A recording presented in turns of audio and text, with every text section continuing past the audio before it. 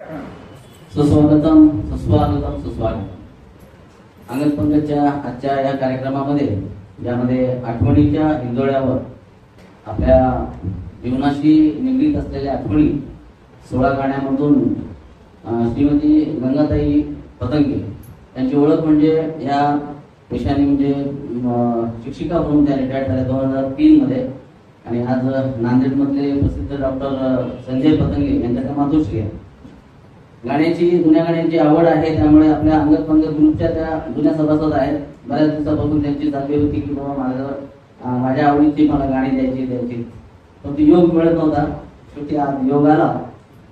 मित्र, हा कार्यक्रम आपला सलग चालेल, परंतु शेवटी ज्यावेळेला म्हणजे शेवटचं गाणं राहील त्यावेळेला आपण अल्पोपहाराची सोय केलेली आहे. आपण अल्पोपहाराचा आस्वाद घ्यावा. त्यासोबतच डॉक्टर किनाळकर मॅडम आणि श्री मधुकरराव धर्मापुरीकर यांनी आपल्या अंगद पंकज तर्फे किंवा त्यांच्या स्वतःतर्फे सुद्धा दिवाळीच्या हार्दिक शुभेच्छा त्या आपल्याला एका वेगळ्या ढंगातून देणार आहेत. आपण त्याचा पण आस्वाद घ्यावा. म्हणजे एकाच वेळेला दुग्ध शर्करा योग तुम्हाला मिळणार आहे, तुम्हाला म्हणजे अल्पोपहार पण मिळणार आहे आणि या सुंदर अशा शुभेच्छा पण मिळणार आहे. तर मी आज गंगाताई पतंगेच्या सोबत त्यांच्या ज्येष्ठ सुंदरी पण आलेले आहेत. तर मी त्यांना विनंती करतो की त्यांनी कार्यक्रमाचा चालू करावा. धन्यवाद. नमस्कार, मी गंगाताई पतंगे. गंगाताई खोमडी. सॉरी मी बसून बोलते कारण गुडघ्याला आणि सारखं गाणं चक्कर येते. आजकाल निघालं काहीच नाहीये, काहीच निघत नाही. खूप बार केलं काय केलं पण निघत नाहीये म्हणून सॉरी बसून बोलते. नंतर आभार मात्र तुम्हाला मानते. हो, परवा मी तुमचे सर नाव सर बरं नाही मला तर सर म्हणजे नाही हो तुमच्याकडे पाहून पण वाटत नाही तुम्हाला बरं नाही म्हणून. पण सर आता पाहिला सर 4 महिन्याची मी आताच मी बरंच ठीक झालाय, वजन कमी झालेलं आहे, तब्येत ठीक नाही. मी सर्वसाधारण याच्याची ओळख अंगद पंकजशी ओळख झाली माझी तर आपला करोना संपल्यानंतर आपल्याला आठवत असत शेवटची मीटिंग म्हणून अतिथीमध्ये ठेवलेली होती. माझी मैत्रीण माडेकर काकू त्यावेळेला आपण अतिथीला जाऊया अंगद पंकज आहे. मला कल्पनाच नाही अंगद पंकज आम्हाला अंगद पंकज म्हणजे जेवणाचे डबे घेऊन जायचे, तुमचं मला द्यायचं, माझं तुम्हाला द्यायचं हे माहित होतं मला. मुलांचे अंगद पंकज शेताला जाऊन घेतो पण ही अंगद पंकज काय व्हायला उत्सुकतेने मी गेली. नेमकेच गाणे संपले होते आणि जेवण चालू होतं. आम्ही जेवणाचा आस्वाद घेतला आणि तिथंच सभासद झालो. 500 रुपये सभासद झालो. तारीख लक्षात नाही पण होते शेवटची मीटिंग म्हणून आपल्याला लक्षात जून वगैरे असेल. आणि दुसऱ्या मीटिंग पासून मात्र आम्ही रेग्युलर इथे यायला लागलो मी आणि माडेकर काकू. आज त्या नाही येते आणि संदेश पाठवला की मी नाही आहे म्हणून. आणि त्याच्यानंतर 2-3 लोकांनी मला सांगितलं काकू तुम्ही करा, विशेषतः पाठदेकर किनाळकर मॅडम यांची आमची थोडी तोड ओळख होती मुलांच्या बोल. पाठदेकर मॅडम 2दा तिथं की तुम्ही सांगा हो काकू मला जमते हो काकू. म्हणलं थांबा मी आत्ता तुमच्या अंगद पंकज मध्ये जन्म घेतलेला आहे, मला गाण्याची आवड आहे पण काही हे माहित नाहीये. मात्र मी थोडं रांगायला लागल्यानंतर घेईल मी तुमच्यामध्ये भाग. आणि आता मात्र घोड्यावर लवारे सर, गुमटे सर, हिंदी सर ह्यांनी सर्वांनी बसवले. बघूया आपण घोडा कसा जातो कसा दबतो. आता माझा जन्म आयमतूर तालुक्यामध्ये खंडाळी या गावामध्ये छोट्याशा शेतकरी कुटुंबात झाला. सदन शेतकरी होते पण गाव छोटे होते. लहानपणीच वडील वाढले. मला 5 भाऊ, मोठी बहिणी एक आणि मी एक लहान सर्वात. 5 भावांनीच माझं शिक्षण केलं. आणि त्यावेळेला गाण्याची ओळख म्हणजे खेड्यामध्ये एक भोपाळ्या भजनामध्ये गवळणी आणि भारूड आणि एकमेकांच्या घरी जाऊन पाळणं म्हणजे कुणाचा बारसा असतो. भाऊ कीर्तनकार होते माझे आणि त्याच्यामुळं मंदिरात जावाचंच घर होतं आमचं. पहाटे भुपाळी लावायचे. ती भुपाळी मला आत्ताही पाठ आहे. घनश्याम सुंदरा घनश्याम सुंदरा श्रीधरा अरुणोदय झाला उठिल करी वनमाळे वनमाळे उठिलव करी वनमाळी उदया चढे मित्र आला घनश्याम सुंदरा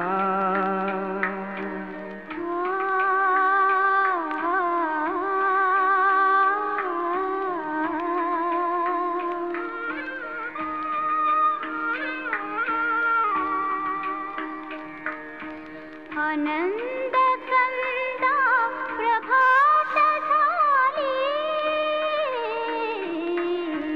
उठी सरली राती उठी सरली राती काळी धार क्षीरपात्र घेऊनी धेनु हंबरती लक्षिताति वासुरे हरी धेनु स्तनपानाला उठिलव करी वनमाळी वनमाळी उठिलव करी वनमाळी उदया चढी मित्र आला घनश्याम सुंदरा सायंकाळी एके मेळी द्विजगण आवरे वृक्षे अरुणोदय होतात उडाले तरावया पक्षी प्रभात काळी उठून कावडी तीर्थपथ लखे करुणी सडा समाजन गोपी कुंभ घेऊन उठे यमुना जळाती जाती मुकुंदा यमुना जळाती जाती मुकुंदा दध्योदन भक्षी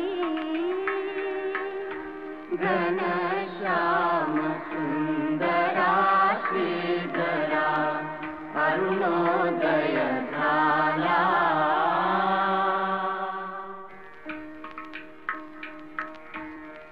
घनश्याम सुंदरा घनश्याम सुंदरा श्रीधरा अरुणोदय झाला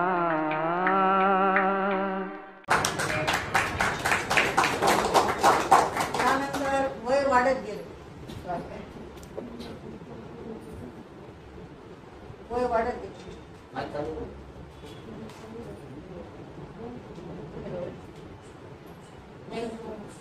हॅलो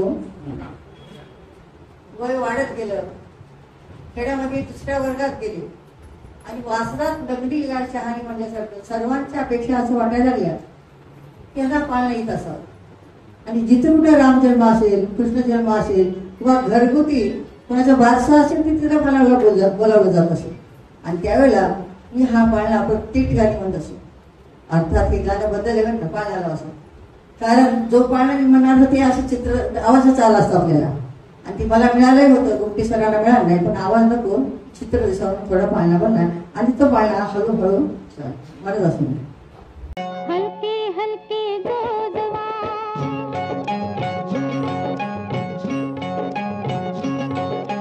हलके हलके गोदवा बाळाचा पाळणा पाळण्याच्या मधोमध फिरतो खेळणं हो हलके हलके गोदवा बाळाचा पाळणा पाळण्याच्या मधोमध फिरतो खेळणं हो हलके हलके जोजवा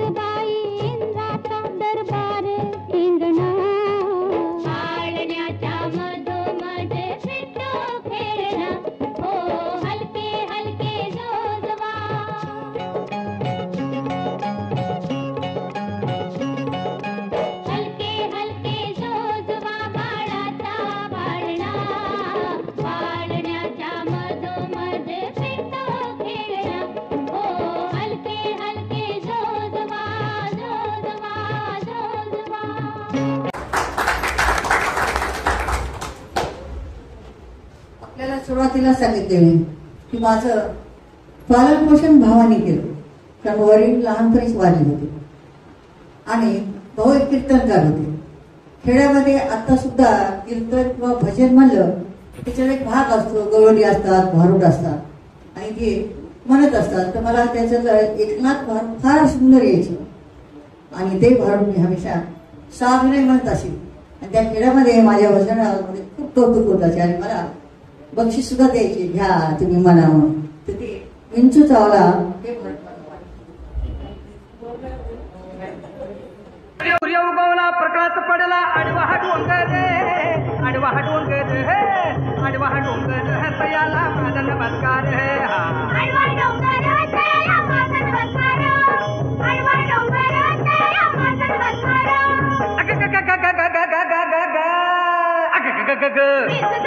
देवा रे देवा आता काय मी करू आता कुणाला सांगू बया बया बया अरे विंचू चावला हो महाराज महाराज काय झालं काय एकाएकी काम क्रोध विंचू चावला अरे अरे तमघाम अंगाशी आला महाराज त्याने माझा प्राण चालिला अरे विंचू चावला महाराज अरे विंचू चावला देवा रे देवा आता काय मी करू आयो अरे विंचू चावला हो मनुष्य इंगळी अति दारुण हा म्हणजे अति दारुण दारूचा आणि इंगळीचा काही संबंध आहे. दारुण म्हणजे भयंकर, भयंकर म्हणजे तो अभ्यंकर का अभ्यंकरचाही संबंध नाही. अभ्यंकर नव्हे भयंकर म्हणजे अति भयंकर. अति भयंकर म्हणजे खूप भयंकर आणि खूप भयंकर म्हणजे मांदाळ भयंकर आणि मांदाळ भयंकर म्हणजे तुझं दात पाडल्यावर जेवढा त्रास होईल तेवढं भयंकर. बापरे मनुष्य इंगळी अति दारुण मदनांगा मारिला तिनं म्हणजे त्या खालच्या आळीतल्या गंगीनं. हे गंगीचा इथं काय संबंध मग त्या रंगीनं कोणाचाही संबंध नाही. तिनं म्हणजे त्या इंगळीनं महाराज इंगळी म्हणजे मोठा विंचू अंदाजे केवढा तुझ्या एवढा.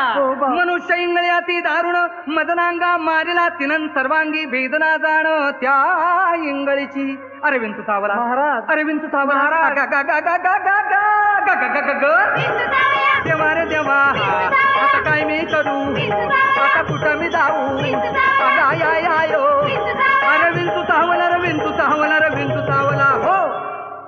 या विंचवाला उतारा गंडा दोरा धुपारती आरती पंचारती वाजंत्री संत्री मंत्री असला उतारा चालत नाही. मग एक गरम गरम पावशेर काय ते दूध असलाही उतारा चालत नाही.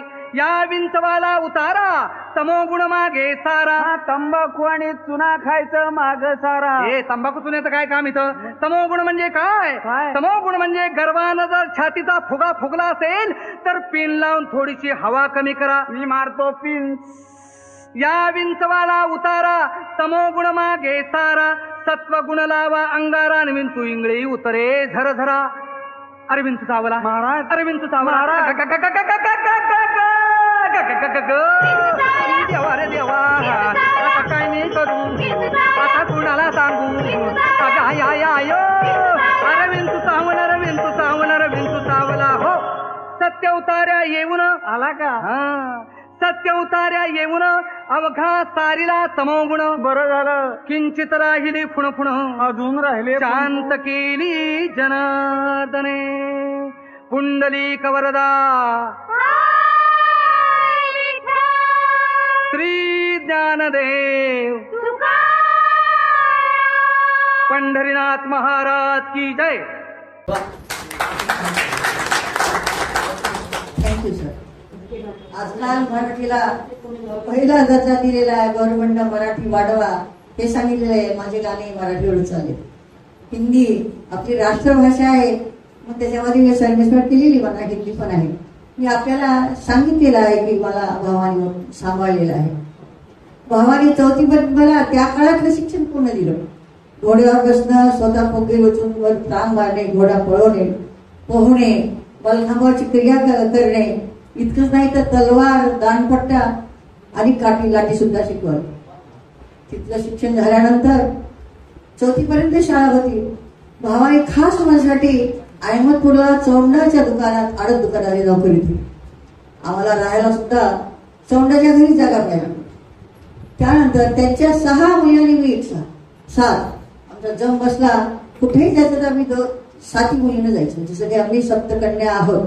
तिथंच रमायचं, तिथंच राहायचं. आम्ही मी त्यांच्याकडे जेवायचं. त्यांची एक टॉकीज होती विजय टॉकीज म्हणून. त्या टॉकीजमध्ये पिक्चरमध्ये जायचं. जशी मी पण मालकीन आहे. कधी जा, कधी या, कधी उठा. आणि त्यावेळेला कृष्णकन्या यायचं,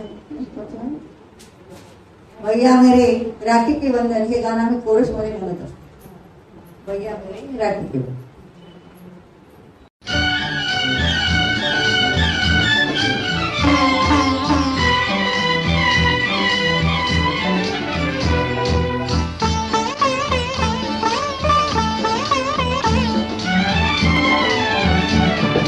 भैया मेरे राखी के बंधन को निभाना, भैया मेरे छोटी बहन को ना भुलाना. देखो ये नाता निभाना निभाना, भैया मेरे राखी के बंधन को निभाना. भैया मेरे छोटी बहन को ना भुलाना. भैया मेरे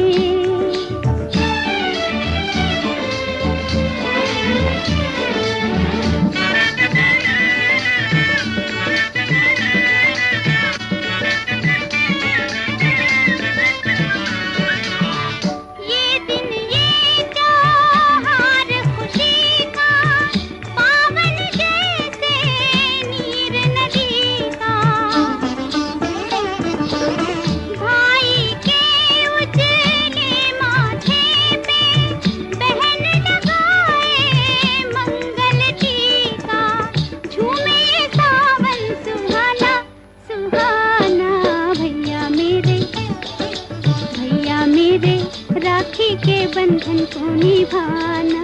भैया मेरे छोटी बहन को ना भुलाना. भैया मेरे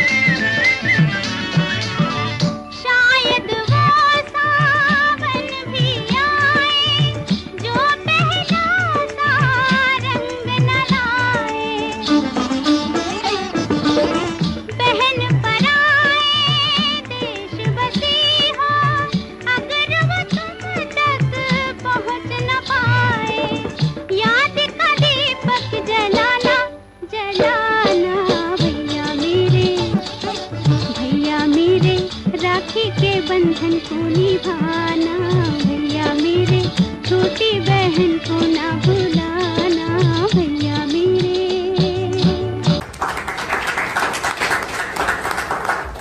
त्याच काळामध्ये सर आम्ही 7 जणी ऐकलं. बरेच दिवस झालं माईक मध्ये बोलायची सवय सोडून दिली. जवळजवळ रिटायरमेंट झाल्यापासून माईक हातात घेतलाच नाही मी. असंच मोठ्याने बोलायची सवय आहे.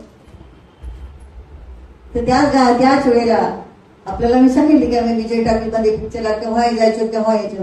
आणि त्यावेळेला आम्ही ही कृष्णावरचं गाणं सुद्धा छानपैकी आम्ही 7 मुलींचा कंपू म्हणत नटखटे बडा नटखट है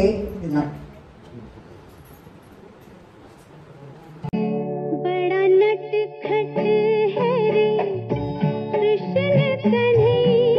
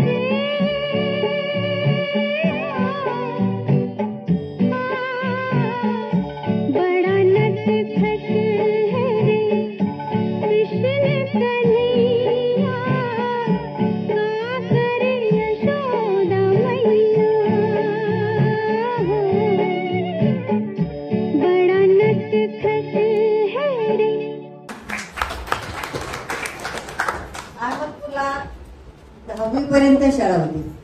त्या काळामध्ये 61 साली मी HSC झालेली. आत्ताची 12वी म्हणजे त्यावरती HSC. 10वी झाल्यानंतर योगायोग असा नशीब माझं चांगलं की माझ्या लहान भावाला ST महामंडळमध्ये सर्व्हिस मिळाली आणि औरंगाबादला वर्गी झाली. आम्ही केळी बाजारमध्ये राहत होतो. बरेचसे लोक औरंगाबादचे आहेत टाकतात गाण्यामध्ये. आणि त्या ठिकाणी माझं पण ऍडमिशन गव्हर्नमेंट कॉलेजला केलं आणि भावाने आठच घातली, जोपर्यंत तो नापास होणार नाही किंवा आम्हाला पाहिजे जसं डॉक्टर बनायचं होतं मला, तू तुझा पल्ला गाठणार नाहीस तोपर्यंत आम्ही तिथंच ठेवू तुला.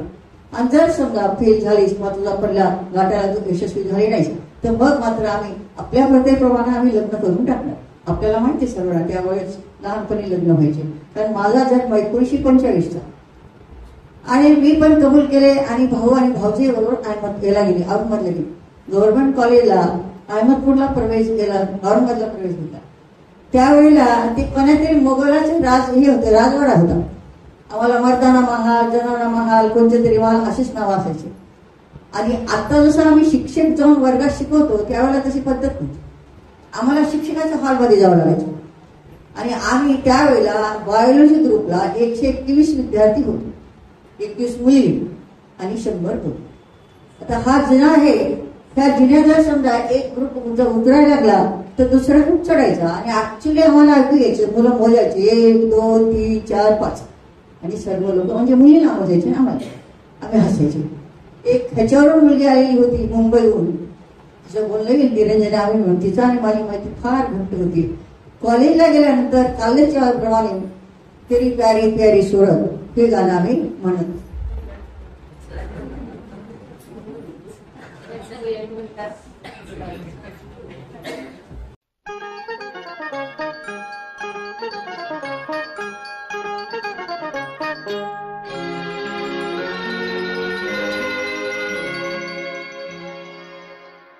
तेरी प्यारी प्यारी सूरत को किसी की नजर ना लगे, चश्मे बद्दू। तेरी प्यारी प्यारी सूरत को किसी की नजर ना लगे, चश्मे बद्दू। मुखड़े को छुपा लो आंचल में, कहीं मेरी नजर ना लगे, चश्मे बद्दू। मुखड़े को छुपा लो आंचल में, कहीं मेरी नजर ना लगे, चश्मे बद्दू।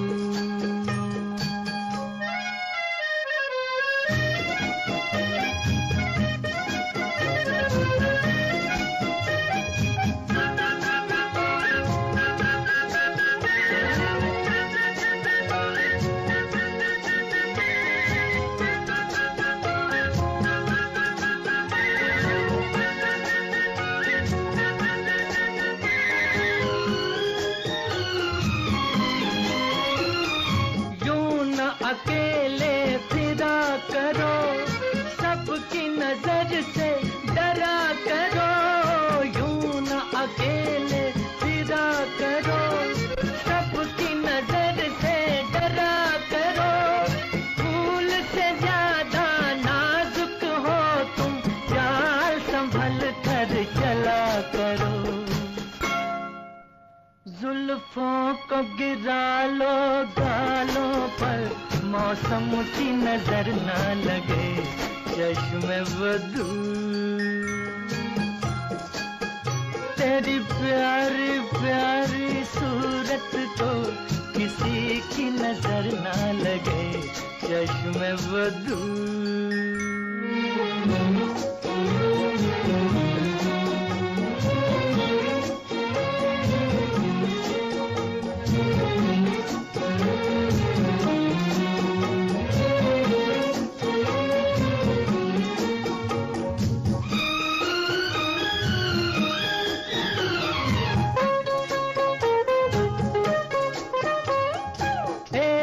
झलक जो पाता है, राही वहीं रुक जाता है।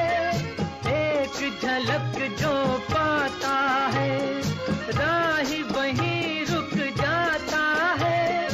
देख के तेरा रूप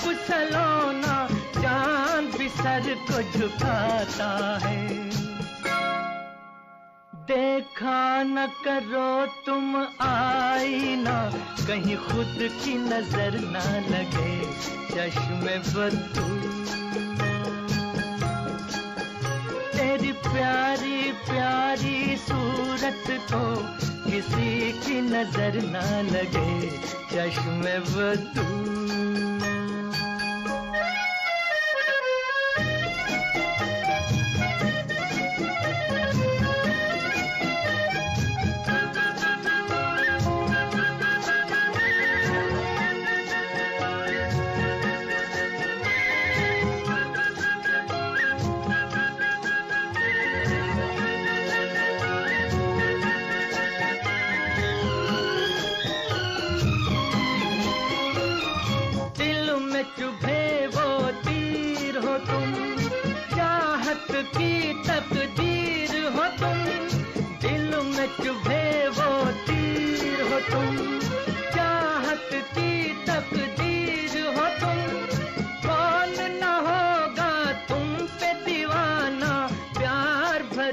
तस्वीर हो तुम,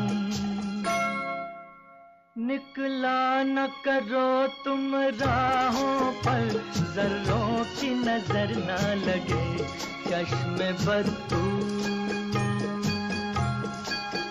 तेरी प्यारी प्यारी सूरत को किसी की नजर न लगे चश्मे बदू। मुखड़े को छुपा लो आंचल में, कहीं मेरी नजर ना लगे चश्मे बदू।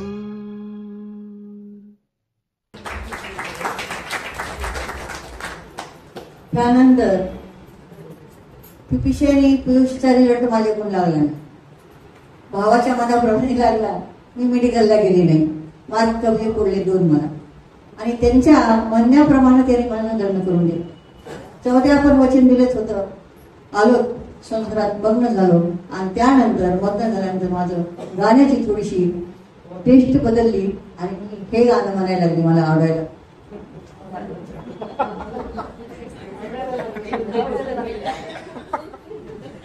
तुम्ही मेरे मंदिर, तुम्ही मेरी पूजा, तुम्ही देवता हो, तुम्ही देवता हो.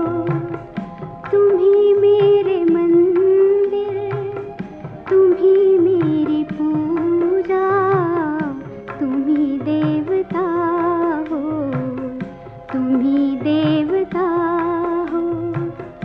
कोई मेरी आँखों से देखे तो समझे कि तुम मेरे क्या हो, कि तुम मेरे क्या हो. तुम्ही मेरे मंदिर, तुम्ही मेरी पूजा, तुम्ही देवता हो, तुम्ही देवता हो.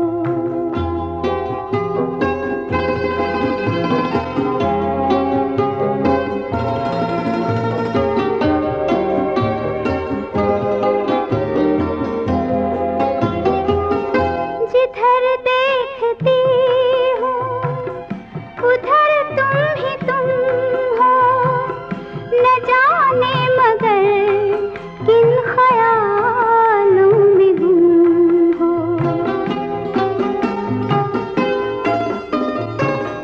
जिधर देखती हूँ उधर तुम ही तुम हो, न जाने मगर किन ख्यालों में गुम हो. मुझे देख कर तुम जरा मुस्कुरा दो, नहीं तो मैं समझूंगी मुझसे खफा हो. तुम्ही मेरे मंदिर, तुम्ही मेरी पूजा, तुम्ही देवता हो, तुम्ही देवता हो.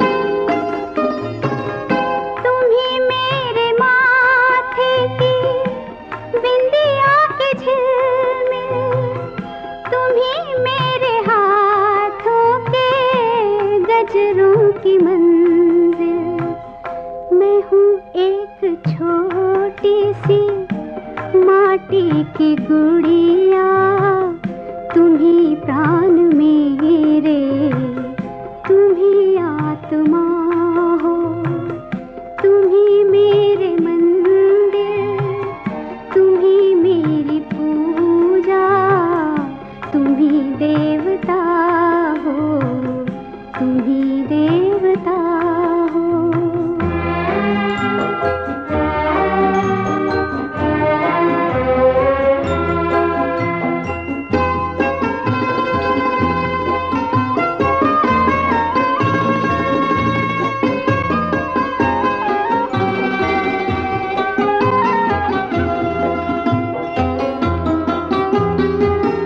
बहुत रात बीती, चलो मैं सुला दूं, पवन छेड़े सरगम, मैं लोरी सुना दूं।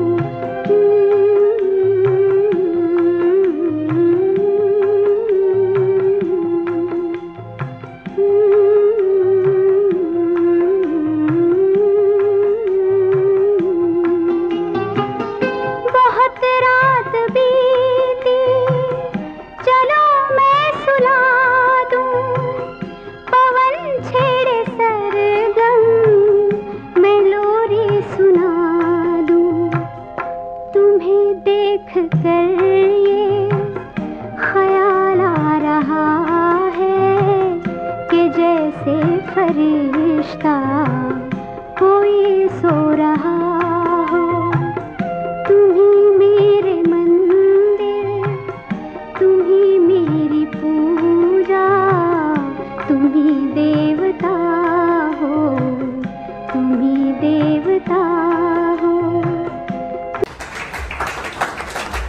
आमचं एकत्र कुटुंब होतं. लग्न झालं त्याला एक दीर, 2 नंदा. आम्ही सर्व परभणीतच राहत होतो, मोठ्या वारी साईडला, मेन रोड. त्यानंतर काही दिवसानंतर दिवस गेले आणि खूप आवडायला लागलं हे गाणं, खालचं गाणं. हो का? आपकी नजरों में समजा.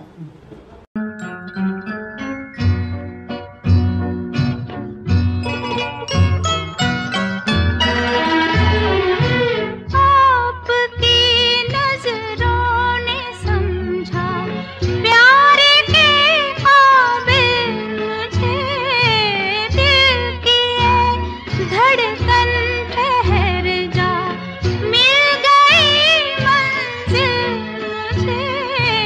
आपकी नजरों ने समझा।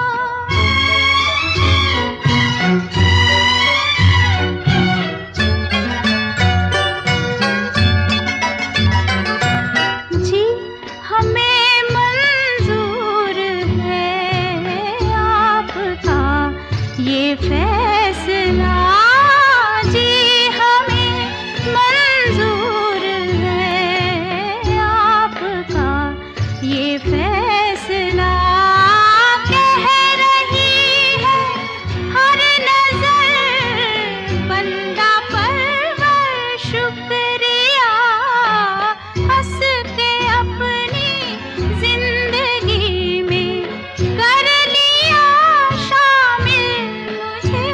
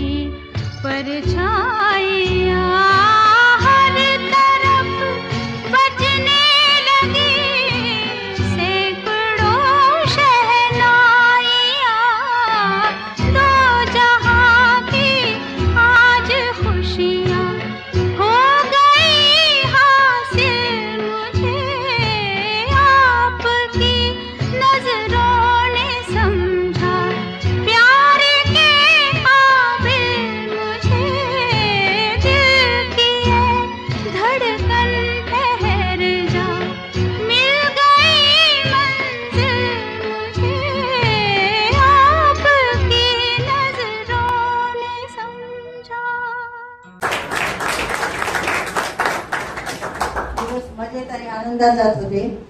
अशा नंतर मोठ्या मुलाचा 1966 जन्म झाला, जो संजय पतंगे नाव.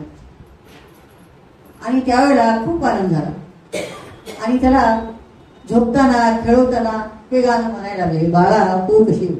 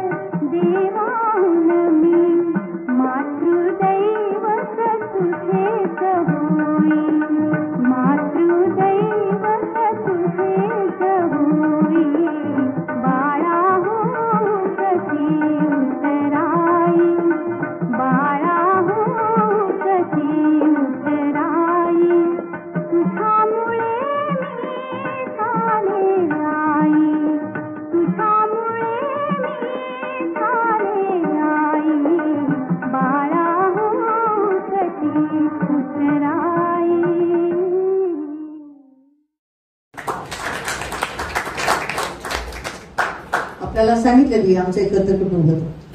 मुलं सांभाळायचं काम माझ्याकडे असायचं आणि कधी कधी झोपवताना मुलांना मी हे गाणं म्हणत असेल, देव जरी मज कधी.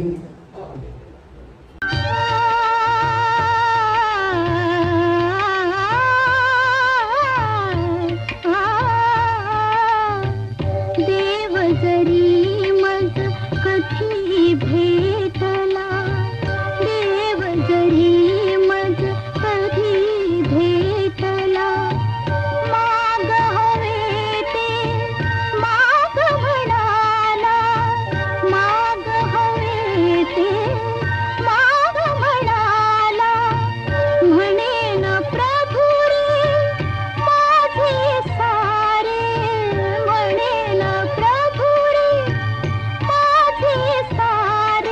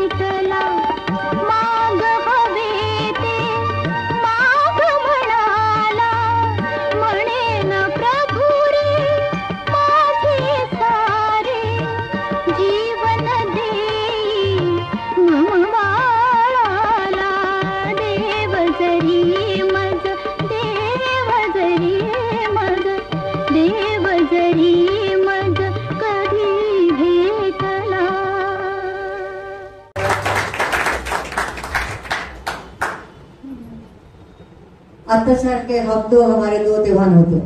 आमचा देर आमच्या नंदा एकत्र जमल्या तर एवढं एकत्र राहायचे ते लोक. त्यावेळेला प्रत्येकाचे चार चार चार मुलं असायचे, गोंधळ करायचे. त्यावेळेला मुलाला सांभाळायचं काम माझ्याकडे आणि मी त्यांना हे बडबड गीत शिकवलं होतं, लगड गीत काढले.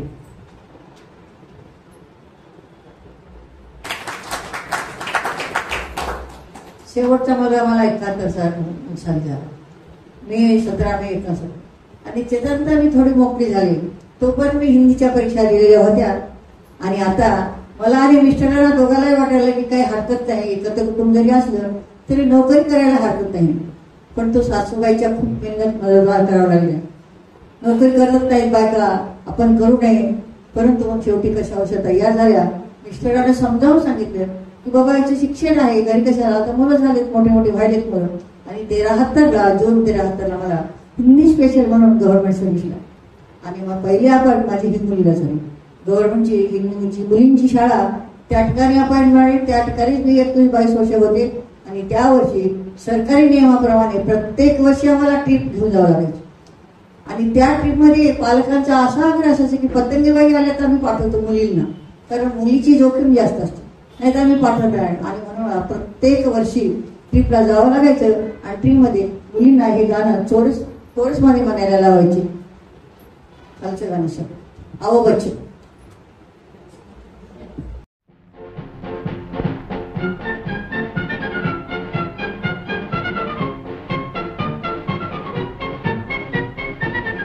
आओ बच्चों तुम्हें दिखाएं झांकी हिंदुस्तान की, इस मिट्टी से तिलक करो ये धरती है बलिदान की. वंदे मातरम वंदे मातरम वंदे मातरम वंदे मातरम. आओ बच्चों तुम्हें दिखाएं झांकी हिंदुस्तान की, इस मिट्टी से तिलक करो ये धरती है बलिदान की. वंदे मातरम वंदे मातरम वंदे मातरम वंदे मातरम.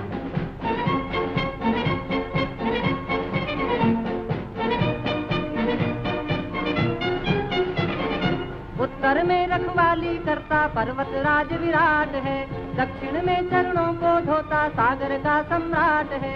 जमुना जी के तट को देखो गंगा का ये घाट है, बाट बाट में हाट हाट में यहाँ निराला ठाट है. देखो ये तस्वीरें अपने गौरव की अभिमान की, इस मिट्टी से तिलक करो ये धरती है बलिदान की. वंदे मातरम वंदे मातरम वंदे मातरम वंदे मातरम.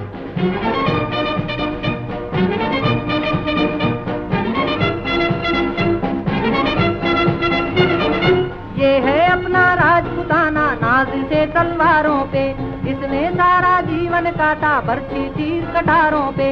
ये प्रताप का वतन पला है आजादी के नारों पे, कूद पड़ी थी यहाँ अंगारों पे. बोल रही है कण कण से कुर्बानी राजस्थान की, इस मिट्टी से तिलक करो ये धरती है बलिदान की. वंदे मातरम वंदे मातरम वंदे मातरम वंदे मातरम.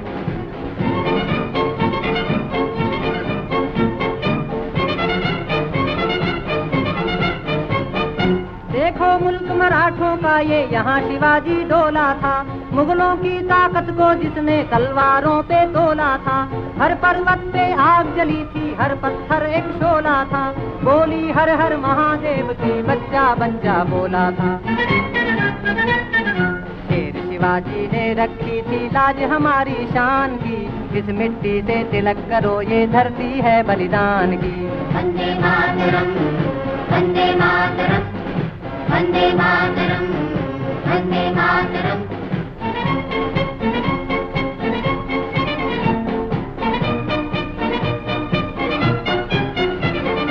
जलियांवाला बाग ये देखो यहीं चली थी गोलियां, ये मत पूछो किसने खेली यहाँ खून की होलियां. एक तरफ बंदूकें दंदन एक तरफ थी गोलियां, मरने वाले बोल रहे थे इनकलाब की बोलियां. यहाँ लगा दी बहनों ने भी बाजी अपनी जान की, इस मिट्टी से तिलक करो ये धरती है बलिदान की।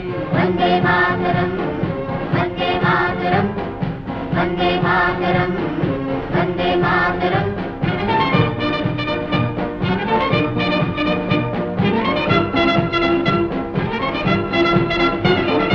ये देखो बंगाल यहाँ का हर चप्पा हरियाला है, यहाँ का बच्चा बच्चा अपने देश पे मरने वाला है। ढाला है इसको बिजली ने, भूचालों ने पाला है, मुट्ठी में तूफान बंधा है और प्राण में ज्वाला है। जन्मभूमि है यही हमारे वीर सुभाष महान की, इस मिट्टी से तिलक करो ये धरती है बलिदान की। वंदे मातरम, वंदे मातरम, वंदे मातरम, वंदे मातरम, वंदे मातरम, वंदे मातरम, वंदे मातरम।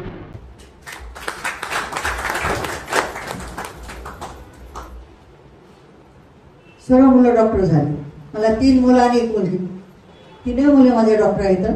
एक जण प्रॅक्टिस करत नाही. Doctor Sanjay Patange ENT surgeon आहे, त्याची मिसेस MD मेडिसिन आहे. लहान डॉक्टर सोमेश्वर पतंगे अनसिस्टर आहे, त्याची पत्नी आता उठून गेली M फार्मसी आहे. श्रीकांत BHMS असल्यामुळं तो प्रॅक्टिस करत नाहीये. तो बसला विषय ट्युशन घेतो, प्लॉटिंगचा व्यवसाय करतो. आता नंतर गेलेली त्याची मिसेस, तिने शाळा काढली गुलडोबक नावाची छोट्या मुलाची, आणि शाळा चांगली चालते. प्रत्येक मुलं आपल्या वेगळ्या व्यवसायामध्ये व्यस्त आहेत. मुलगी आंबेजोगाईला आहे, मुख्याधिकारी आहे, सध्या रिटायरमेंट घेत आहे आणि ती होत आहे. डॉक्टर झाल्यावर माझी इच्छा त्यांनी पूर्ण केली, तर मला डॉक्टर व्हायचं होतं. मी कुठेतरी वाचलं होतं एके ठिकाणी की त्या माणसाला ते आता पाकिस्तानमध्ये गेली म्हणा ती सिटी, त्याला डॉक्टर व्हायचं होतं, पण काही अडचणीमुळे तो डॉक्टर होऊ शकला नाही. परंतु त्याच्या घरचे 40 लोक डॉक्टर झाले. सर्व मुलं, सर्व मुली, नातू पंतू वगैरे. मला आश्चर्य वाटलं, पण माझे 40 नाही, पण 3-4 लोक तरी डॉक्टर झाले आणि माझी इच्छा पूर्ण झाली. त्या डॉक्टर झाल्यानंतर इथे 93ला आले मोठे डॉक्टर संजय पतंगे, किनाळकर मॅडम ओळखतात. त्यांनी त्यानंतर आता अपेक्षा नावाचं हॉस्पिटल सुरू केलंय 4 लोकांनी. 4 जण डायरेक्टर. एवढं मोठं हॉस्पिटल एक शक्यच नाहीये. 4 आहेत, एक doctor Fugare, doctor Agarwal, doctor Patange आणि डॉक्टर शेळके. त्या 4 आहेत. त्याच्यामध्ये सर्व मेंदू हार्ट वगैरे सर्व मोठे मोठे हॉस्पिटल होतात. सर्व डॉक्टर लोक तिथं आहेत आणि खूप मोठं हॉस्पिटल. त्याला सुद्धा जागा आहे, पार्किंगला सुद्धा मोठं आहे. तरी सुरुवात केली 93ला इथं. सूर्यमोहनला तो बसायला लागला. अगोदर कुणाच्या ना कुणाच्या हॉस्पिटलमध्ये कुठे ना कुठे गेल्याशिवाय डॉक्टर लोकांना प्रॅक्टिस सुरू करता येत नाही, कारण तेवढा पैसा नसतो त्यांच्याकडे.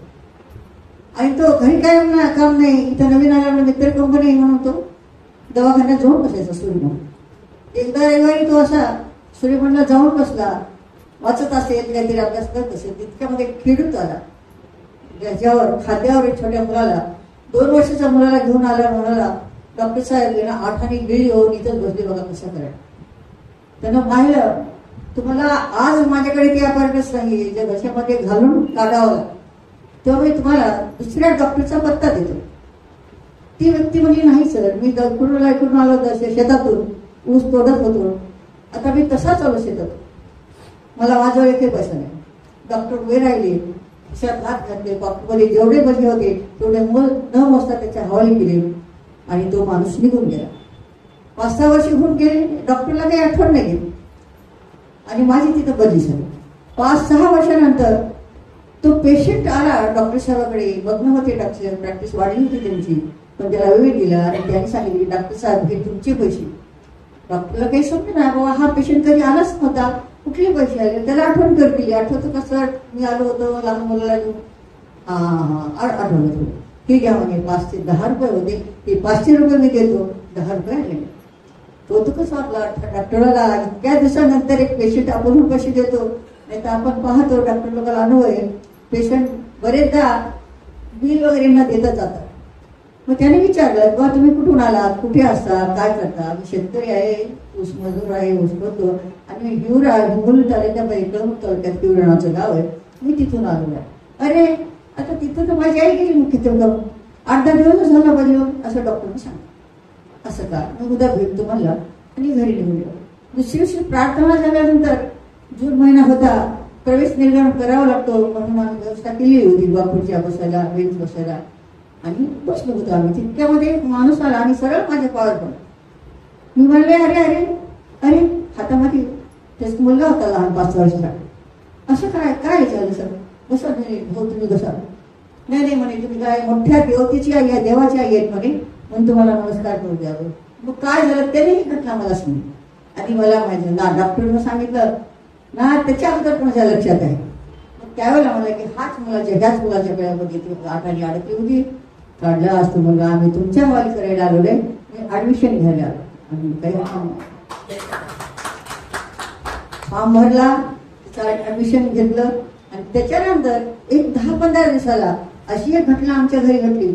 आमच्या दवाखान्यात त्यावेळेला डॉक्टर वैद्यच्या बाजूला एका वट्टमवार नावाच्या व्यक्तीच्या याच्या बिल्डिंगमध्ये होती, पायऱ्या होत्या. तुंगीनवार सर आणि डॉक्टर पतंगेनं हॉस्पिटल तिथं टाकले होतं काम. आम्ही तिथंच राहत होतो. डॉक्टर सरांच्या हिमांशू नावाचा मुलगा 8-9 महिन्याचा होता आणि त्यांना सांभाळायला एक बाई होती. मी शाळा सुटल्यानंतर वर चढले, ती खाली उतरायली पाहिल्या होती. मी वर गेले, केबिनमध्ये डॉक्टर संजय पतंगे आणि कोकरी बसली होती. मी त्यांना थोडं बोलत उभी राहिली, तितक्या ती बाई आली खाली. माझी देखून येणे कुछ इसके हात में गोली दी थी, गिरता. डॉक्टर समोरच होते आणि मी त्यांना सांगितलं बघ रे हा कसा करतो, गोळी मिळाली. डॉक्टर कोकरेने पाय धरले, त्याला उलट केलं आणि डॉक्टर पतंगेनं त्याला असं असं करून हवा केली. योग असा तिची गोळी सटकन निसटली. म्हणजे पांढरेड वेळ करणारा मुलगा तो छान पैकी शुद्धीवर आला आणि मला हे गाणं पटलं की देव तुम गरीब लोगों को सुनो.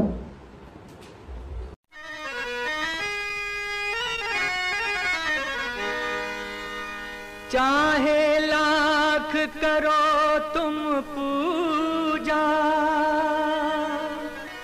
तीरथ करो हजार, दीन दुखी को ठुकराया तो सब कुछ है बेकार. गरीबों की सुनो वो तुम्हारी सुनेगा, गरीबों की सुनो वो तुम्हारी सुनेगा. तुम 1 पैसा दोगे वो 10 लाख देगा. गरीबों की सुनो वो तुम्हारी सुनेगा, गरीबों की सुनो वो तुम्हारी सुनेगा. तुम 1 पैसा दोगे वो 10 लाख देगा. गरीबों की सुनो वो तुम्हारी सुनेगा, गरीबों की सुनो.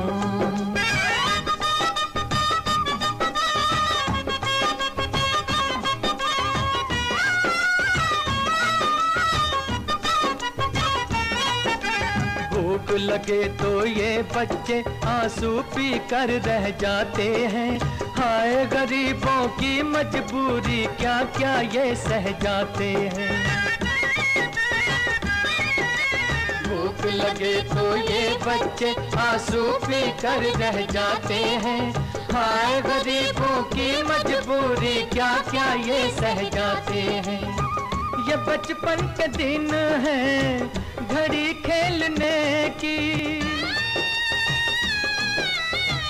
ये बचपन के दिन हैं घड़ी खेलने की. उम्र ये नहीं ऐसे दुख झेलने की.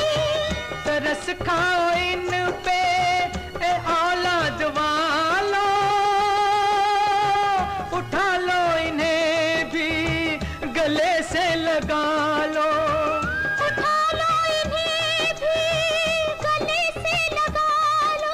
मुरझाए ना फूल कहीं ये आंधी और बरसात में. गरीबों की सुनो वो तुम्हारी सुनेगा, गरीबों की सुनो वो तुम्हारी सुनेगा. तुम 1 पैसा दोगे वो 10 लाख देगा. गरीबों की सुनो.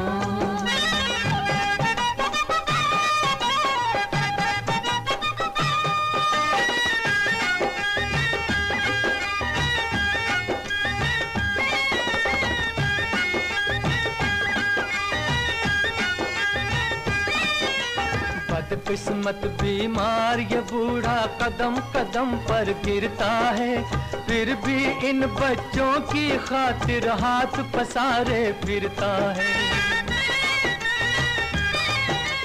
बदकिस्मत बीमार ये बूढ़ा कदम कदम पर गिरता है, फिर भी इन बच्चों की खातिर हाथ पसारे फिरता है। कहीं इनका ये साथ ना छूट जाए, कहीं इनका ये साथ ना छूट जाए, अनाथों की आस भी टूट जाए। कहाँ जाएंगे ये मुकद्दर के मारे, ये बुझते दिए टिमटिमाते सितारे, ये बुझते दिए टिमटिमाते सितारे। इन बेघर बेचारों की किस्मत है तुम्हारे हाथ में, गरीबों की सुनो वो तुम्हारी सुनेगा, गरीबों की सुनो वो तुम्हारी सुनेगा। तुम एक पैसा दोगे वो 10 लाख देगा, गरीबों की सुनो वो तुम्हारी सुनेगा, गरीबों की सुनो।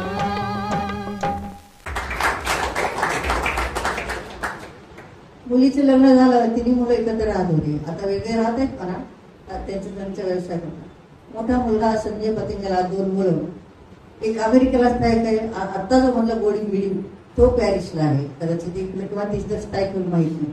दुसरा मुलगा ज्यांनी शाळा काढली म्हणलं तो करत नाहीये प्रॅक्टिस, त्याला 2 मुलं आहेत, एक सर्व्हिस करतो पुण्याला आणि IITचं आता सर्टिफिकेट घेऊन आलेला आहे, कदाचित आता सुरू होईल. मुलीला पण 2 मुलं.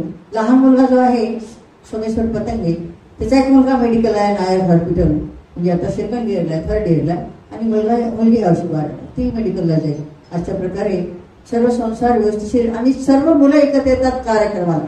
सुट्ट्यामध्ये आणि दिवाळीमध्ये एकत्रच आम्ही तिन्ही घर, मुलगी पण मुलीची मुलं पण एकत्र असतो. मुलीचा मुलगा पण पॅरिसला जाऊन आलेला आहे, आता आलेला आहे सर्व्हिसला. मुलगी पण तिची बेंगलोरला आहे, फिजिओथेरपी करत आहे, तिची ती फायनल आहे. अशा प्रकारे सुखी कुटुंब आहे. आणि त्यावेळेला लेकरं लहान असताना एकत्र असं मजा यायची, त्याला खूप मजा यायची. मला मारणं आहे माझ्या भांडणं, आणि नेहमीप्रमाणे ठरलेलं मला मुलं सांभाळायचं काम, बाकी काही काम नाही. आणि आमच्याकडे पूर्ण मराठी संस्कृती, पप्पा मम्मी डॅडी आंटी वगैरे काही शब्द नाही येतात. बाबा आजी म्हणजे मला म्हणतात, आईला प्रत्येक जण आपल्या आईला आई म्हणतात, प्रत्येक बाबाला बाबा म्हणतात, वडिलांना आजोबाला अण्णा म्हणायचे. आणि आताही प्रत्येकाकडे डायनिंग टेबल आहे, फक्त मस्तपैकी पाटावर बसतात, ज्यांचे गुडघे दुखत नाही. आता संजय पतंगेचे गुडघे दुखायला लागले, त्याला मात्र माझं मुलीनं डायनिंग टेबलवर बसवावं लागतंय. बाकी आम्ही छानपैकी पाठ घेऊन किंवा आसन घेऊन जेवायला छान मांडी घेऊन बसतो. तर अशा वेळेला धिंगाणा करत असताना साहजिकच नेहमीप्रमाणे मुलं सांभाळायचं माझ्याकडे यायचं. आणि त्यावेळेला मुलाला सांभाळ सांगत, कहाण्या सांगत, गीत सांगत, मी त्याला चापट पण द्यायची. खूप ध्यान केलं तर माणूस त्रासून जातो ना, आणि मी रुसून बसायची. आणि ऍक्च्युअली ते मुलं, संजय पतंगेचा उत्कर्ष नावाचा मुलगा फारच हुशार, सर्व स्टेटमध्ये हमेशा पहिल्या नंबर. आता तो स्थायिक झालाय, मोठ्या बँकेमध्ये छान काम करतो.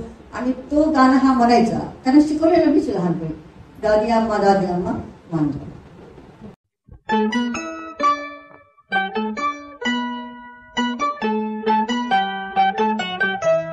दादी अम्मा मान जाओ, दादी अम्मा मान जाओ, छोड़ो जी गुस्सा जरा हंस के दिखाओ, दादी अम्मा मान जाओ, दादी अम्मा मान जाओ, छोड़ो जी गुस्सा जरा हंस के दिखाओ, दादी अम्मा मान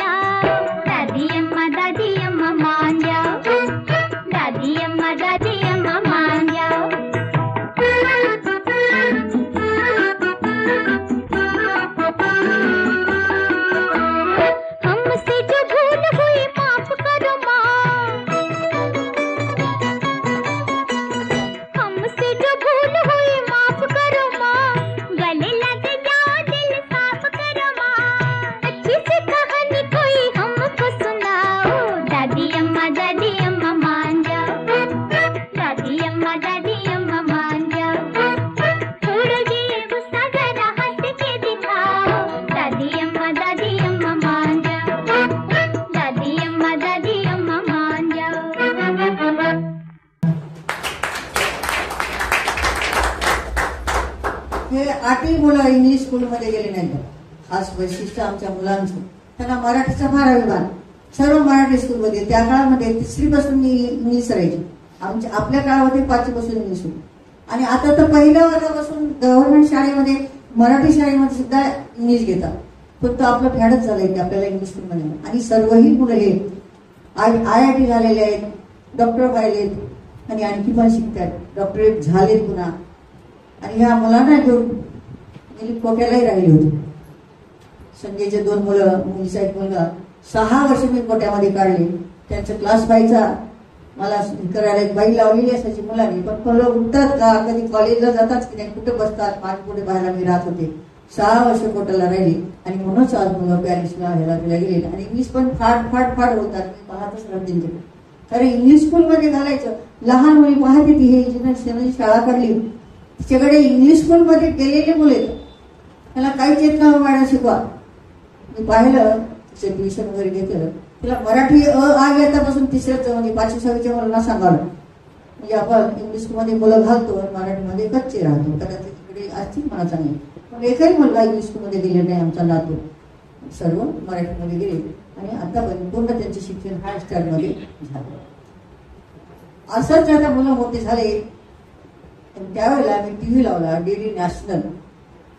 आणि त्यावेळेला सहज लावल्याबरोबर त्या DD नॅशनलला एक परिचित चेहरा दिसला, डॉक्टर निरुपाचा सल्ला. मी पाहते तर अरे हे तर कॉलेजमधली माझी मैत्री, जी मी आता असताना सांगता की माझी खास जीवस्त कट्ट्याशी मैत्रीण होती. आणि तिच्या 2 थिएटर होते, अरिगल आणि अप्सरा अनुवादा.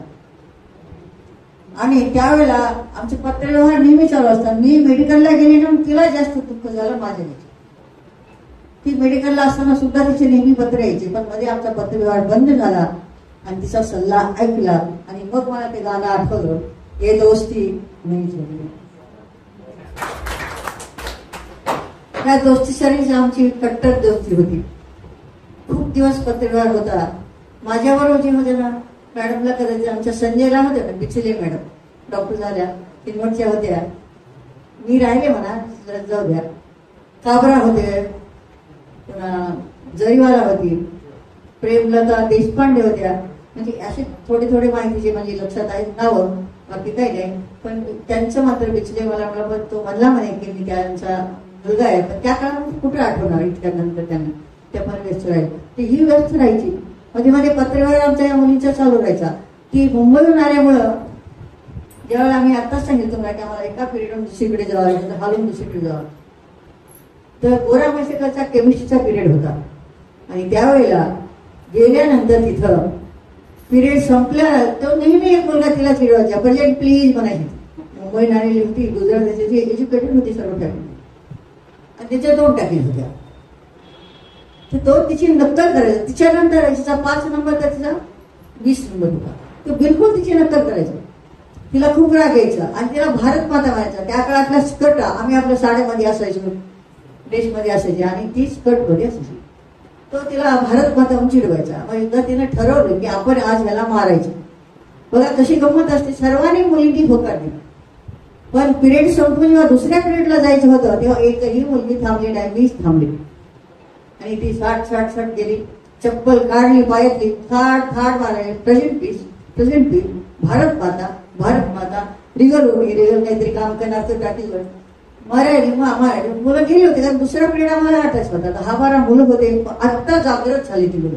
अरे त्यांना फक्त त्याच्याप्रमाणे टिकली नव्हती. त्या काळात मुलांना गैरसमज झाला की मुस्लिम आहे आणि धडा म्हणायला लागले. आणि मग मी ह्याच्यावर आले भानावर, तिला पकडून आम्ही लेडीज मध्ये गेलो. त्याच्यानंतर आम्ही कॉलेजला गेलो नाही. आम्हाला घरी शिकवायला टीचर यायचे. त्याचाही परिणाम झाला असं माझ्यावर. मला मार्क तिला जास्त व्हायचं. तिचे नेहमी पत्र यायचे की माझ्यामुळे तुझं नुकसान झालं, माझ्यामुळे तुझं नुकसान झालं. आणि मग मी आता सांगितलं की ती निरुमा होती, हे गाणं आठवलं. मग मी मुलाला सांगितलं की संजय, ती निरुमा आहे ना, तिची माहिती काढ बरं. आता मला भेटायला जाऊ दे, खूप दिवस झालं. मी गेले की तिला फार बोलायची छान प्रेमाने. त्यानं माहिती काढली गुगलवरून. आणि तो म्हणला की डॉक्टर निरंजना अमीन आहे, गुजरातमध्ये राहते आणि दादाबाई जैनची ती शिष्य आहे. तिथे पूर्ण साधू धर्म म्हणजे साधू स्वीकारला त्यांचं ते आहे ते जैनाचं. आणि ती आता जिवंत नाही. तिला जाऊन 3 वर्ष झाली. तिची समाधी गुजरातला गावाचं नाव घेतलं ह्या ठिकाणी आहे. तुला जर दर्शन घ्यायचं असेल त्या समाधीचं तर मग मी तुला काय करतो, तिकीट काढून दे. वाईट वाटलं. तिचे प्रेमाचे क्षण डोळ्यापुढे आणले. थोडं रडले, स्थिर झाले, तिला नमस्कार केला आणि शांत बसले. आता मात्र माझे जीवन समृद्ध झालेलं आहे. मुलं सगळं आपापल्या कामाला लागले. मी सुखी आहे. फक्त एकच दुःख झालं, 1 डिसेंबर 2012ला साथीदारांना साथ सोडली. तर हे तर होणार होतच, कुणी पुढे कुणी मागे. बरेच दिवस आपण त्यांनी संसार केला म्हणायचं आणि बसलो. आता मात्र वाटू लागलो. तुकाराम महाराजांचा आपण नेहमी पाठ करायचा की आम्ही जातो आमच्या गावात. परंतु अशी सुखी समाधानामध्ये मग मला जाऊ द्या, आपल्या जगाला काय करायचं, दंडवत म्हणायचं. आणि हे गाणं आता गुणगुण ते मी नेहमी की देवा मला लवकर ने आपल्या माहेरी घेऊन जाता. खूप झालं जगणं, 80 वर्षाचं वय राहिले आणि किती दिवस मला त्रास द्यायचा. आपण बंगला जर पडला तर छापत राहतो आपलं शरीर किती दिवस टिकणार आहे. आणि म्हणून हे गाणं आवडते. आता म्हणते सुद्धा.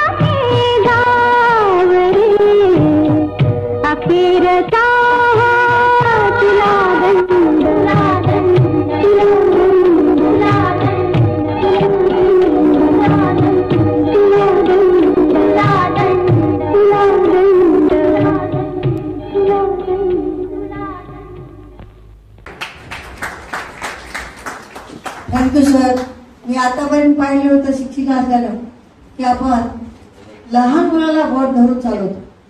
मी शिक्षिकेच्या जीवनात तेच काम केलं. 82ला मी डबल MA झाले. माझ्या मुलाला फार वाटत आताही वाटतं की आईने शिकावं, काहीतरी शिका, कापूर जरी शिक, काहीतरी शिक, चालू असते त्यांनी. मी म्हटलं नको आता अभ्यास झाला, पुष्कळ झालं. तर 82 साली MA मराठी, त्याच्या अगोदर 74ला 75ला MA हिंदी झाली माझी आणि घरी बसलो. त्यावेळेला आपण सर्वांनी बोट धरून मला उभं केलं, घोड्यावर बसवलं. तर आपणच पहा घोडा कसा पळाला.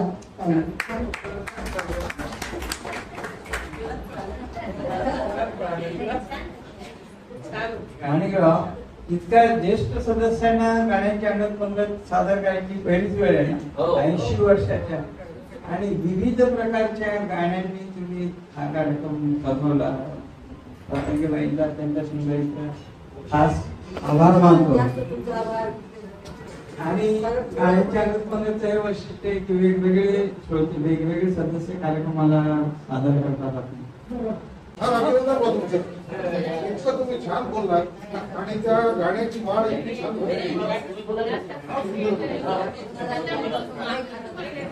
लोकांना कंटाळा आला नाही आम्हाला. छान म्हणून बोललात. नाही नाही, फार सुंदर बोललात. आम्हाला वाटतं तुमच्याकडे काय बोललं पाहिजे बाबा, पण काय सुंदर बोललात तुम्ही.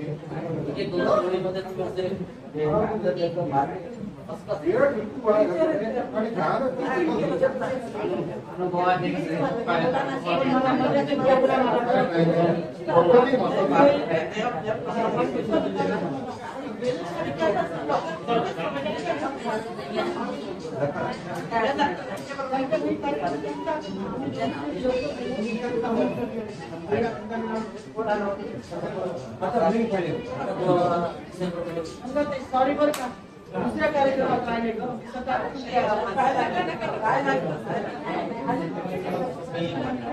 माझं काही लक्ष नव्हतं त्या कार्यक्रमात.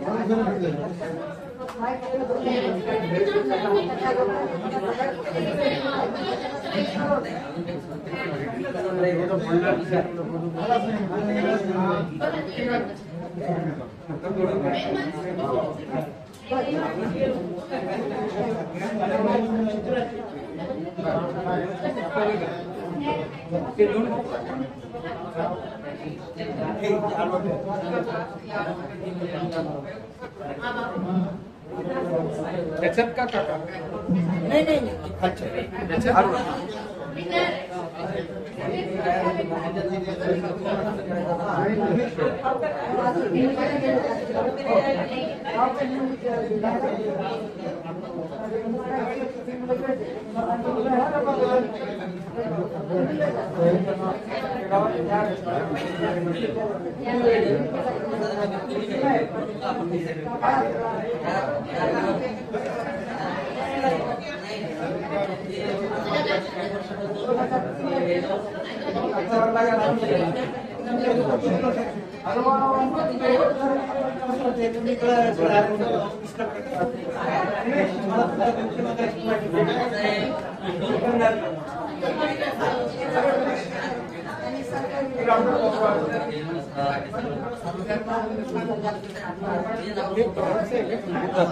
इथंच ठेवायचं.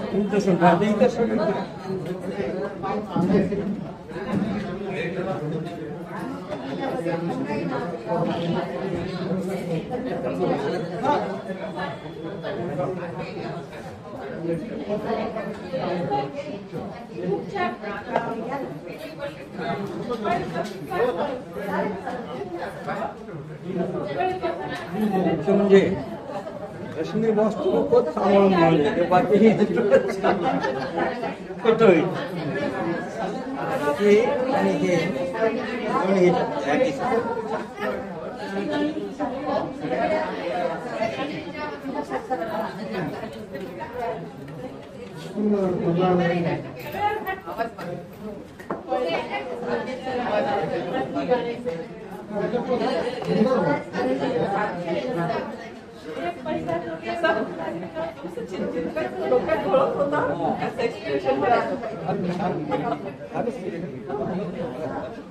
मध्ये आता स्टाफ आहे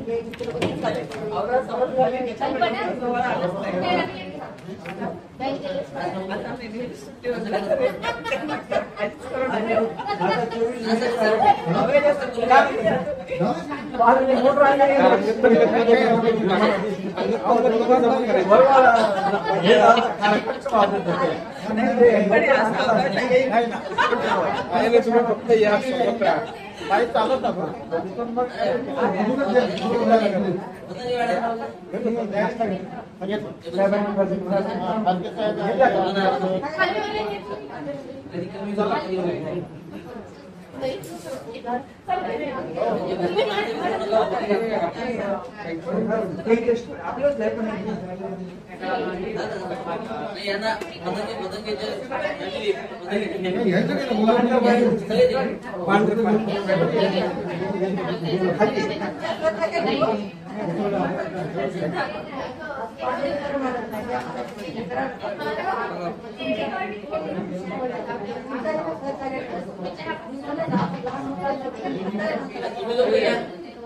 तुमच्या लॅपटॉपचं हे लॅपटॉपचं चार्जर हा लॅपटॉप हे पण ते हे पांढरं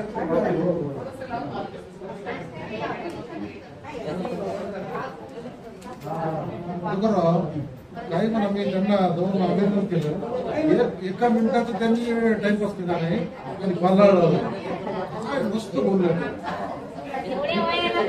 मी म्हणलं त्यांना तुम्हाला बाबा काही पल्ला लावला काका आहे मला फार सुंदर इकडे पाहिजे का हे मी त्यांना अभिनंदन केलं काळ इकडे फार सुंदर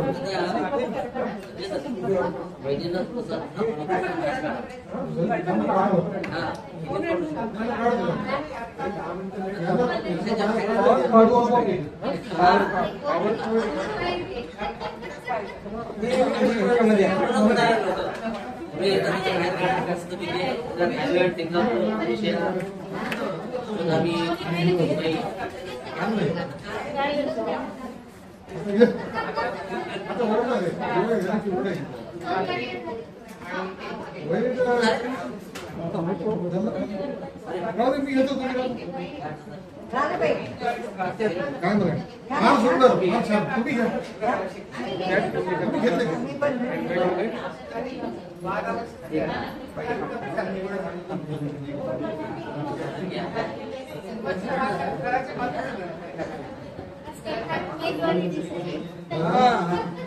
नाही फारच मला कौतुक वाटेल ते चार्जिंग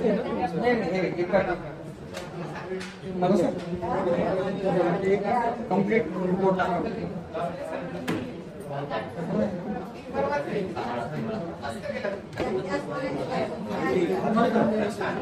मला एका दोस्तानं काय सांगितलं फारच समजायला बघ जमलं ते तू ज्यावेळी शेअर सांगतोस त्यावेळीस ती शेअरची इमेज जर आली तर आधी ग्रीटिंग कार्ड आहे माझ्या सांगताना आता नाही झालं तुला कसं वाटलं एखादी कल्पना कशी वाटली मी तुम्हाला टेबल टॅप करून देऊ टेबलावर बरं